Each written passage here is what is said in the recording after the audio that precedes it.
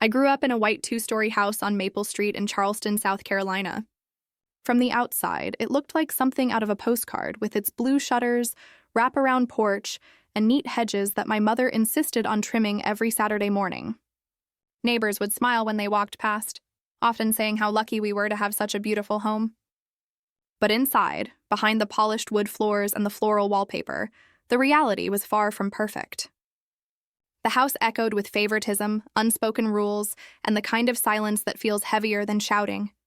My parents, Margaret and William, built that house with pride when they were first married. My father, a lawyer with a booming voice and an intimidating presence, loved telling people how he had secured the mortgage himself, negotiating every detail until he got what he wanted. My mother was the quieter one, though not in her devotion to appearances. She fussed over the curtains, the china cabinet, and the way the front lawn looked before company arrived. To the world, she was gracious and warm, but behind closed doors, she saved her warmth for my younger brother, Daniel, while I was expected to be the responsible one, the one who carried the family quietly without recognition. From as early as I can remember, Daniel was the star. He was charming in that effortless way that made people want to be around him. Teachers adored him even when he forgot his homework. Family friends would pinch his cheeks and say he was destined for greatness. Meanwhile, I was the one who did the chores, kept track of bills, and learned early on how to keep the household functioning when my parents were distracted with his latest escapade. If Daniel forgot to mow the lawn, I was sent outside with the push mower. If he flunked a class, I was told to help him study, even if it meant staying up until midnight before my own exams. The unfairness of it all wasn't just in the little moments. It shaped the entire direction of my life. When I graduated from high school, I wanted desperately to attend a private university in New England, but my parents told me they couldn't afford the tuition. They said it with regret in their voices, as though it was just one of life's unfortunate realities. A few years later, when Daniel announced he wanted to spend the summer traveling Europe with his friends, somehow the money appeared.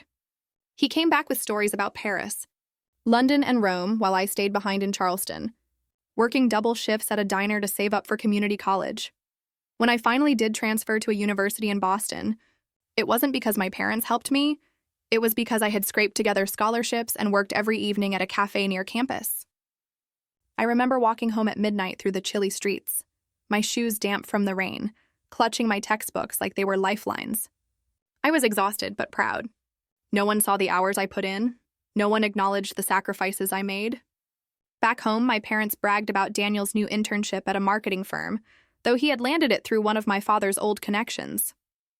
They didn't mention my 3.9 GPA or the way my professors encouraged me to pursue graduate school. Still, despite everything, I kept giving back.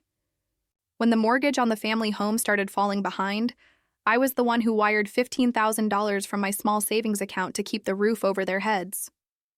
It wasn't even a question for me.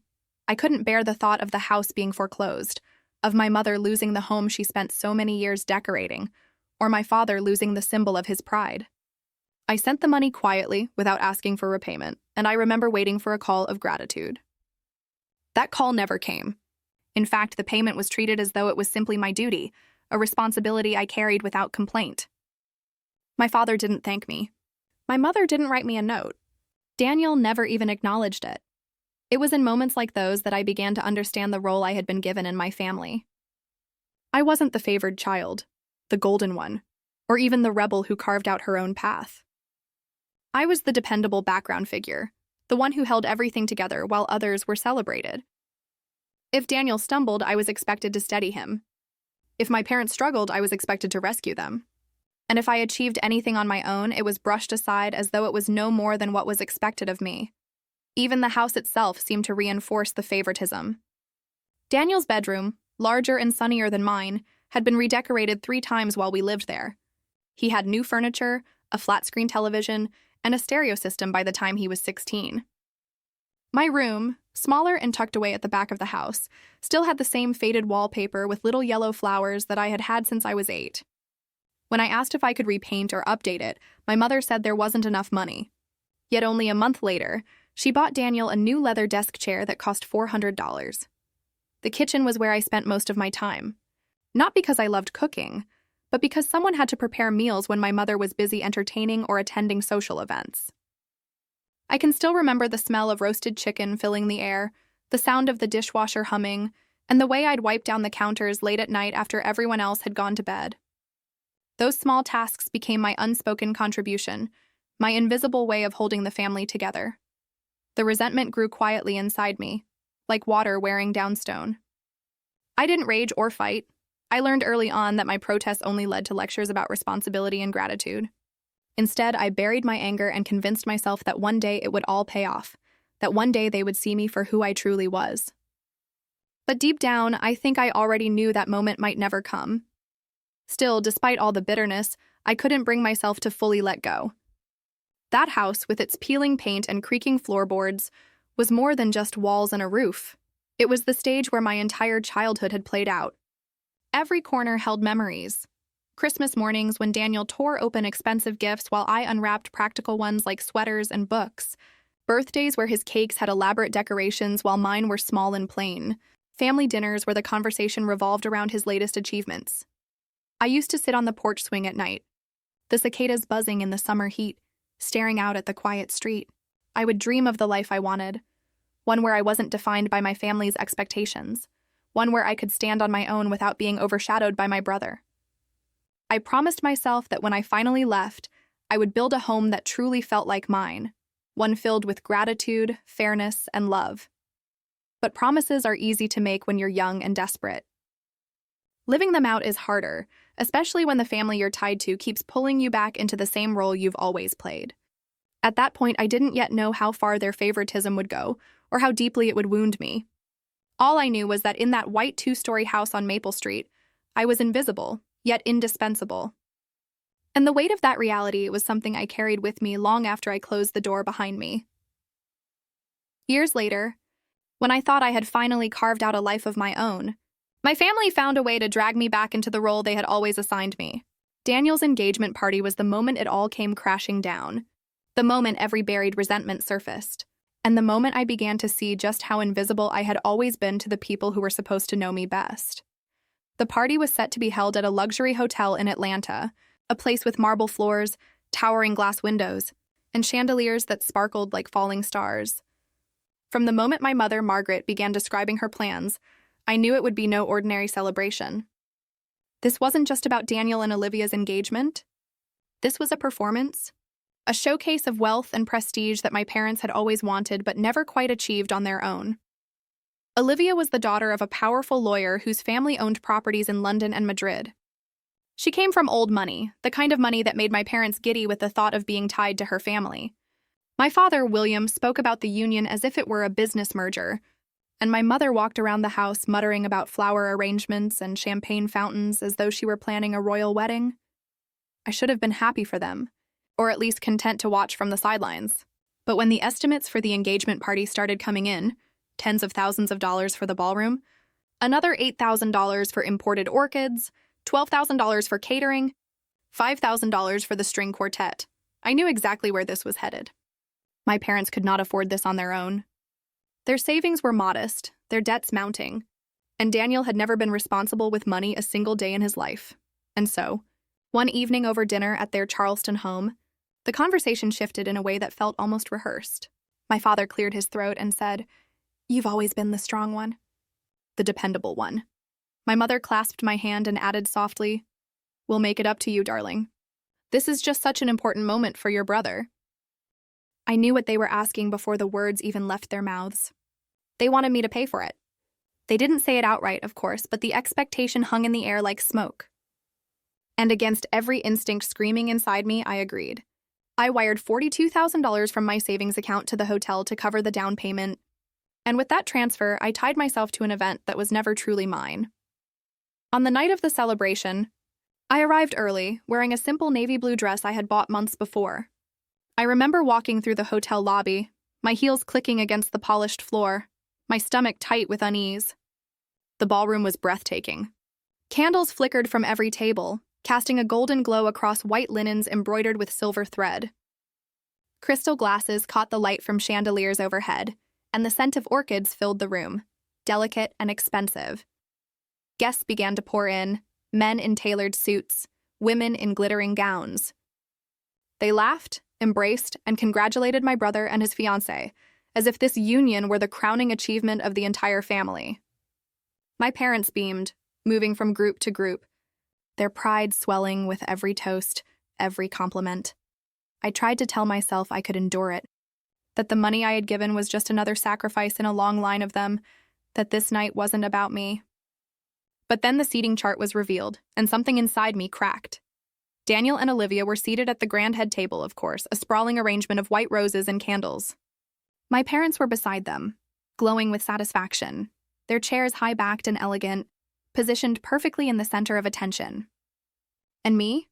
I was assigned to a table near the service door, tucked away with distant cousins I hadn't spoken to in years. Every few minutes, waiters rushed past me carrying trays of lamb and wine, the door swinging open to reveal the clattering chaos of the kitchen. I tried to smile, tried to hide the humiliation, but the message was clear. I wasn't important enough to be seated with my family. Not at the head table, not even near it. I was an afterthought, pushed aside in the very celebration my money had built. As the night wore on, the speeches began. My father stood first, his voice booming with pride as he toasted Daniel and Olivia. "To my son," he said, "the one who has always shone so brightly, and to the beautiful woman who will soon be part of our family. May your future be filled with joy, success, and love." Glasses clinked, applause echoed, and I sat silently in the corner, my hands folded in my lap. Not once did he mention me, nor did anyone acknowledge the role I had played in making this glittering night possible. Olivia's father spoke next, followed by Daniel himself, who regaled the room with jokes and stories that made everyone laugh. He was in his element, basking in the spotlight as he always had. He didn't glance my way, didn't offer a word of thanks, didn't even seem to remember that without me. There would have been no orchids, no champagne, no ballroom. At one point, I slipped away to the restroom, staring at my reflection in the mirror. My makeup was flawless, my dress elegant, but I had never felt smaller. I whispered to myself, "Why do you keep doing this? Why do you keep giving to people who don't even see you?" My reflection had no answer, only tired eyes and a weary smile. When I returned to the ballroom, the music had begun. Couples glided across the dance floor, champagne flutes in hand, laughter spilling into the air. My parents danced together, their faces radiant with joy. Daniel twirled Olivia in the center of the room, her gown sparkling under the chandeliers. For a brief moment, I allowed myself to watch them, to imagine a family where love was shared equally, where support wasn't conditional, where sacrifices were recognized. But the fantasy dissolved as quickly as it came. I spent the rest of the night seated at my corner table, sipping watered-down wine and forcing polite conversation with cousins who barely remembered my name. My back ached from the chair pressed against the service door, my ears ringing from the constant clatter of plates. Every so often I caught sight of my parents at the head table, laughing with Olivia's family, and the sting of being excluded burned deeper. By the time the celebration ended, I was exhausted in a way that went beyond the physical. I had spent $42,000 to build a night where I didn't even belong, a night where I was treated as though my presence was an afterthought. As I walked out of the hotel into the cool Atlanta night, I promised myself something I wasn't yet sure I could keep. Never again. Never again would I allow myself to be used as invisible support. Never again would I sit quietly while others took the spotlight on the foundation of my sacrifices. At the time, I didn't know that this night was only the beginning, that the bill to come would be even larger, the expectations even heavier. But in my heart, I knew one truth more clearly than ever before. No amount of money, no grand ballroom, no sparkling chandelier could disguise the fact that in my family, I had always been the one who gave while everyone else simply took. By the time the last toast was finished and the final notes of the string quartet faded, I felt like I had been hollowed out. The ballroom that had once dazzled me with its chandeliers and gold-rimmed glasses now seemed suffocating, a theater where I had been cast in the role of servant rather than family. I gathered my coat, eager to escape into the cool Atlanta night, when my father intercepted me near the entrance. The hotel manager trailed behind him, holding a leather folder in his hands. My father's tone was casual, almost dismissive, as though he were asking me to fetch him a glass of water. "You'll settle the remainder of the bill, won't you?" he said, already turning slightly as if the matter were settled. The hotel manager opened the folder and slid out a sheet of paper. My eyes scanned the total at the bottom and my chest tightened. $60, $80, $500. For a moment, I thought I must have misread it. Surely this wasn't my responsibility. Surely they weren't asking me to carry the weight of this extravagance when I had already given so much.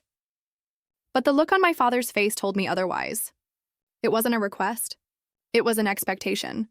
A demand rooted in years of conditioning where I was the reliable one, the dependable one, the invisible backbone that kept everyone else afloat. I felt the familiar instinct rising in me, to nod, to comply, to shoulder the burden without complaint. But something inside me snapped. Maybe it was the memory of sitting at the corner table while others basked in the spotlight, or the sting of knowing I had paid for orchids and champagne that no one would ever thank me for. Maybe it was the exhaustion of decades spent sacrificing for people who treated me as a resource rather than a daughter. Whatever it was, it gave me a clarity I had never felt before.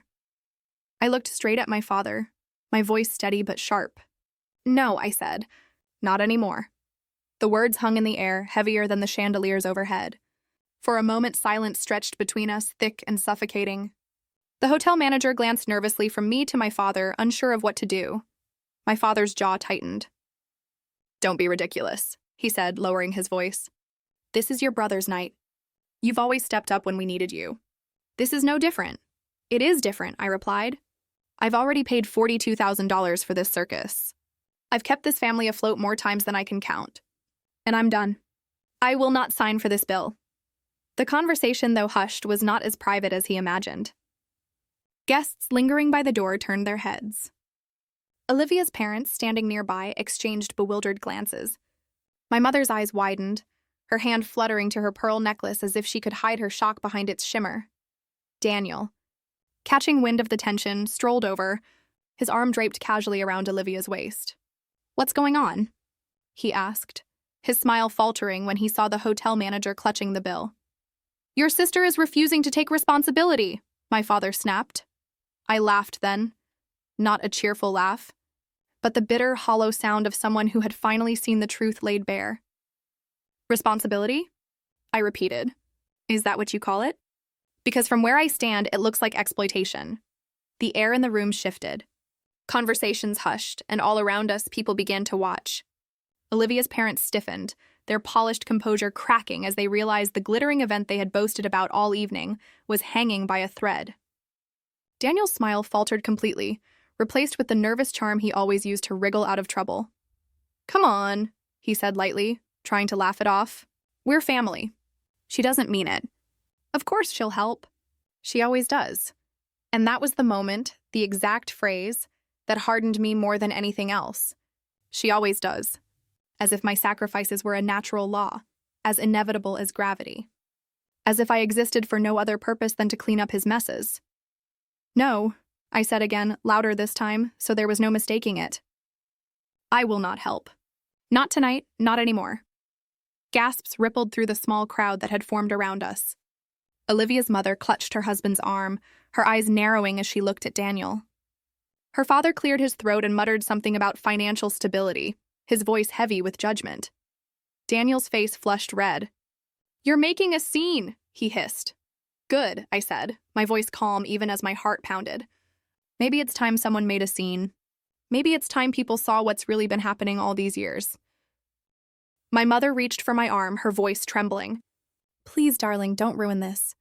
Think of your brother." I pulled away gently but firmly. I've spent my whole life thinking of my brother. I've thought of him while working double shifts to pay my way through college. I've thought of him while wiring money to save this house from foreclosure. I've thought of him every time I emptied my savings to fix mistakes he never faced the consequences for. And where has it left me? Sitting alone at a corner table while you celebrate him as if he built all of this on his own. No more. I choose myself tonight. The room had gone so quiet that I could hear the faint hum of the lights above. Every eye was on me, but for the first time in my life, I didn't shrink under the weight of their gaze. I stood taller, my spine straight, my voice steady. The hotel manager shifted awkwardly, sensing the standoff wasn't his battle to fight. "Perhaps," he said, his tone careful. "This can be resolved later." He tucked the bill back into his folder and stepped away, leaving my family exposed under the scrutiny of their guests. Daniel tried once more, his voice dripping with charm that now sounded desperate. Come on, sis. Don't do this. You'll embarrass us in front of everyone. I smiled then, a small, genuine smile that felt like freedom. I'm not embarrassing you. I'm telling the truth. The embarrassment is yours to carry. And with that, I picked up my coat and walked out of the ballroom. The doors closed behind me with a soft thud, but inside I knew the shockwaves were still spreading. Olivia's parents would be whispering to each other, questioning the stability of the man their daughter was about to marry. My mother would be wringing her hands trying to salvage her perfect image. My father would be seething, furious that I had broken the unspoken contract of silence and compliance. And Daniel, for once in his life, would be left to face the consequences without me standing between him and reality. As I stepped into the cool night air, I felt something shift inside me. For the first time, I wasn't carrying their weight. For the first time, I wasn't the quiet supporter. I was my own person, and I had drawn a boundary they could never erase.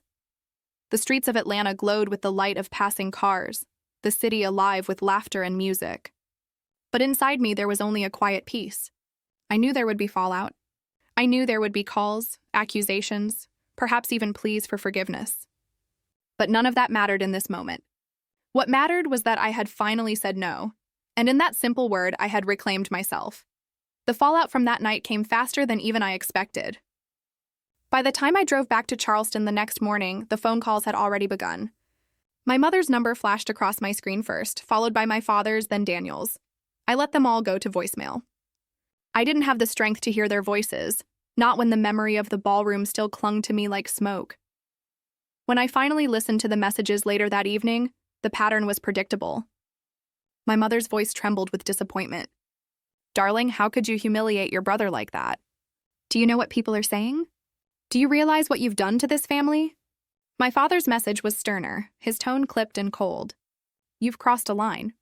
We will not forget this betrayal. You embarrassed us in front of everyone." Daniel's message was different. He tried to sound casual, even playful, but I could hear the panic underneath. "Come on, sis. You didn't mean it, right? You'll fix this, won't you? Just call the hotel, sort it out, and we can pretend none of this happened. You know you don't want to be the bad guy." For the first time in my life, I didn't crumble under their words. I didn't feel the crushing weight of responsibility pressing down on me. Instead, I felt lighter. There was something liberating about knowing I had broken the cycle. Their anger didn't scare me anymore. Their disappointment no longer mattered. And Daniel's desperate plea sounded less like confidence and more like the hollow cry of someone who had finally been forced to stand on his own. The whispers began within days. In Charleston, neighbors who had once admired my parents for their seemingly perfect family now looked at them with raised eyebrows. People at church began murmuring about the scandal at the engagement party. Olivia's parents, humiliated by what they had witnessed, pulled back. Her father, the prestigious lawyer with connections in London, made it clear he had concerns about Daniel's financial stability. Their daughter was not going to marry into a family that couldn't even manage its own debts. Within 3 weeks, the engagement that had once been plastered all over social media quietly disappeared. Olivia posted a vague message about different paths and personal growth, but everyone knew the truth. Daniel's reputation was in tatters. For the first time, his charm couldn't rescue him. His smile didn't open doors. His jokes didn't smooth over mistakes. Without me propping him up, he was exposed. My parents, of course, blamed me. "You ruined him," my father said during one of our rare phone conversations. "You destroyed your brother's future." I didn't bother to argue. What was the point? They would never admit that Daniel had been leaning on me his entire life. They would never acknowledge the countless times I had saved them, financially and emotionally. To them, I was supposed to remain invisible support, useful, dependable, but never celebrated. But something had changed inside me, something permanent. I no longer wanted their approval. I no longer needed it. For the first time in 34 years, I was free to think about what I wanted. I looked at my finances with fresh eyes. Despite the $42,000 I had thrown into the engagement party, I still had savings, around $90,000. I had been careful for years, tucking away every extra dollar, investing modestly, preparing for a future where I might finally be able to build a life on my own terms. That future had arrived sooner than I expected. I began searching for homes. Not in Charleston, not anywhere near the house on Maple Street with its suffocating memories, but somewhere that felt like a clean slate. After weeks of browsing listings, I found it. A small stone cottage outside Asheville, North Carolina. It wasn't grand, but the moment I saw the photographs, I felt something stir inside me. The walls were thick and sturdy, the roof pitched against the mountain rains, and there was a wide front porch that looked out over rolling hills. A narrow dirt path wound through a small garden that had once been filled with roses. It was quiet, tucked away, a place where no one would expect anything of me except to live. I drove up one Saturday morning to see it in person. The realtor, a kind woman named Rebecca, walked me through each room. The kitchen had pale yellow cabinets that needed repainting, the living room smelled faintly of cedar, and the bedroom windows looked out onto trees that seemed to sway just for me. The house wasn't perfect. There were scratches on the floors and leaks in the gutters, but it felt real. Alive, like it had been waiting for me. "I'll take it," I said, surprising even myself with the certainty in my voice. The purchase drained most of my savings, but for once, I didn't feel fear. I felt ownership. I felt pride. This was mine, not my parents', not Daniel's, not anyone else's. Mine. Moving in was a slow process. I spent the first few weeks painting the walls a warm shade of yellow, determined to cover every trace of someone else's life with my own. I planted roses out front, their red blooms a quiet defiance against the gray stone of the cottage. I bought secondhand furniture from local shops, choosing pieces that spoke to me rather than trying to impress anyone. A worn leather armchair, a sturdy oak table, a quilt handmade by a woman in town. All of it felt authentic. Unpretentious, true. Each night when I locked the door behind me, I felt a peace I had never known before. The silence wasn't heavy here. It wasn't filled with unspoken disappointment or expectations. It was soft, comforting, like a blanket I could finally wrap around myself. My parents visited once, unannounced. They stood stiffly in the doorway, taking in the modest furniture, the small rooms, the roses I had planted. My mother pursed her lips, clearly unimpressed, while my father muttered something about wasting money on a shack. Daniel didn't come with them. He hadn't spoken to me since the night of the party. When they left, without even sitting down for coffee, I felt no sadness. Only relief. I wasn't angry anymore. I wasn't desperate for their love or approval. I had built something for myself, and that was enough. In the months that followed, I began to rediscover who I was without the weight of responsibility pressing down on me. I joined a local book club, started hiking on weekends, and even took a pottery class at the community center. Small things, simple joys, but each one felt like reclaiming a part of myself that had been buried under years of obligation. Sometimes, on quiet evenings, I would sit on the porch swing with a cup of tea, watching the sun dip below the hills. The cicadas buzzed in the summer heat, and for the first time, I didn't feel the urge to run from the silence. I welcomed it. I breathed it in. I let it heal me. Looking back, I know the night of the engagement party was the breaking point, but it was also the beginning. It forced me to confront the truth I had been avoiding, that I had never truly been seen in my family and that I might never be. But in stepping away and saying no, I found something far more valuable than their recognition. I found myself. And when I walked through the door of my little stone cottage each evening, I felt something I had never felt in that grand white house on Maple Street. I felt at home.